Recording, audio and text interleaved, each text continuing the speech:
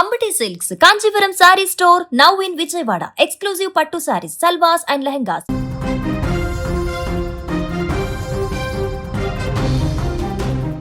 యాదాద్రి భువనగిరి జిల్లా భువనగిరి మండలం తొక్కాపురం గ్రామంలో అత్యంత విషాదకర ఘటన జరిగింది. మతి స్థిమితం లేని ఓ తల్లి తన ఇద్దరు బిడ్డలపై కత్తితో దాడి చేసి ఆపై తాను కూడా ఆత్మహత్య యత్నానికి పాల్పడింది. ఈ ఘటనలో కూతురు ప్రాణాలు కోల్పోగా కొడుకు ప్రాణాలతో బయటపడ్డారు.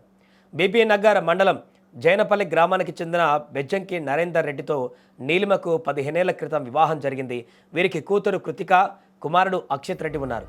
కొంతకాలంగా నీలిమ మానసిక స్థితి సరిగా లేదని సమాచారం. శనివారం రాత్రి పిల్లలిద్దరూ కూడా నిద్రిస్తున్నటువంటి సమయంలో నీలిమ ఒక్కసారిగా కత్తితో వారిపై దాడికి తెగబడింది. ఈ దాడిలో తీవ్రంగా గాయపడినటువంటి కృతిక అక్కడికక్కడే ప్రాణాలు కోల్పోయింది. ఇక తల్లి దాడి చేస్తుండగా అక్షిత్ రెడ్డి చాకచక్యంగా తప్పించుకొని గదిలో నుంచి బయటికి పరిగెత్తాడు. దీంతో అతనికి ప్రాణాపాయం తప్పింది. ఇక పిల్లలపై దాడి చేసిన అనంతరం నీలిమ ఉరివేసుకొని ఆత్మహత్యకు ప్రయత్నించింది.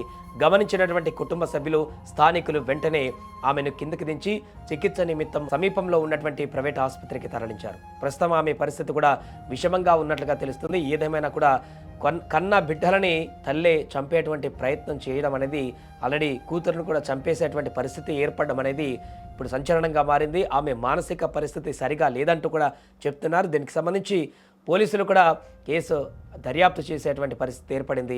ఆమె నిజంగానే మతిస్థిమితం లేదా, లేకుంటే ఇంటెన్షనల్గా తమ బిడ్డలను చంపి తాను కూడా చనిపోదామని అనుకుందా, ఇంట్లో ఏమైనా గొడవలు ఉన్నాయా, పూర్తి వివరాలను కూడా సేకరించేటువంటి ప్రయత్నం చేస్తున్నారు.